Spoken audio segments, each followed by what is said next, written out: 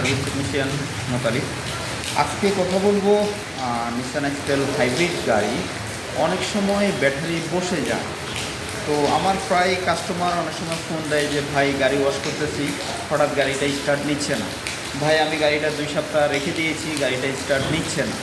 অথবা এমনও হতে পারে যে ব্যাটারি বসে যায়, বা অনেক সময় অনেক ড্রাইভার সাহেবরা আছেন যে কোথাও গেলেন একটু গান শুনে স্টার্টটা অফ করে গান শুনতেছেন, হয়তো বা ব্যাটারি বসে যায়।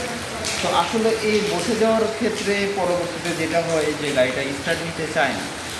তো এখন আসলে যখন স্টার্ট নিতে চায় না, অ্যাটলিস্ট আপনাকে তো জায়গা থেকে আসতে হবে। তো আপনাকে কী করতে হবে?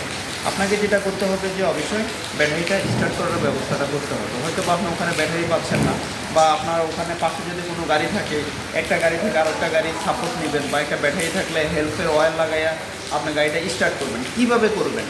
এটাই তো অনেকের কোশ্চেন, অনেকে জানে না যে ব্যাটারিটা কোথায় থাকে।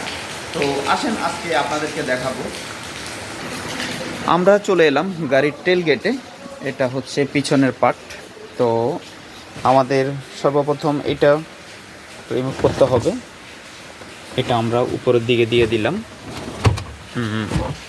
এখানে 2টা লক থাকে, যেটা অলরেডি আমি খুলেছি। 2 পাশে 2টা লক। তারপর হলো এটাকে উপরের দিকে উঠাতে হবে। তো এটা হচ্ছে আমার হাইব্রিড ব্যাটারি, আর এটা হচ্ছে আমার অ্যাক্সিলারি ব্যাটারিটা। তো এটা অনেক সময় বসে যায়। আসলে এটা যদি একেবারে বসে যায় তাহলে তো আর স্টার্ট করা সম্ভব না, অবশ্যই আপনাকে রিপ্লেস করতে হবে। যদি মনে করেন 75% বা 70% আছে, তাহলে আরেকটা গাড়ির ব্যাটারির সাহায্যে আপনি স্টার্ট দিতে পারবেন। তো এইখানে থাকে আমার অ্যাক্সিলারি ব্যাটারি, এটা হচ্ছে মাইনাস, এটা হচ্ছে প্লাস। এটা হচ্ছে আমার হাইব্রিড কন্ট্রোলার ব্যাটারি একটির সাথে আছে। সাথে আমি আপনাদেরকে আরেকটা জিনিস দেখাই দিতে চাই। এটা হচ্ছে হাইব্রিডের সার্ভিস প্লাগ, অথবা অনেকে বলে কাট আউট। এটা হচ্ছে হাইব্রিডের সার্ভিস প্লাগ। এটা এখানে লকের অপশন আছে, এখান থেকে রিমুভ করার অপশন আছে। ঠিক আছে, চলেন আপনারা কিভাবে ব্যাটারি হেল্প দিবেন আমি সেটা আপনাদেরকে দেখাবো। আমরা সামনে চলে যাই।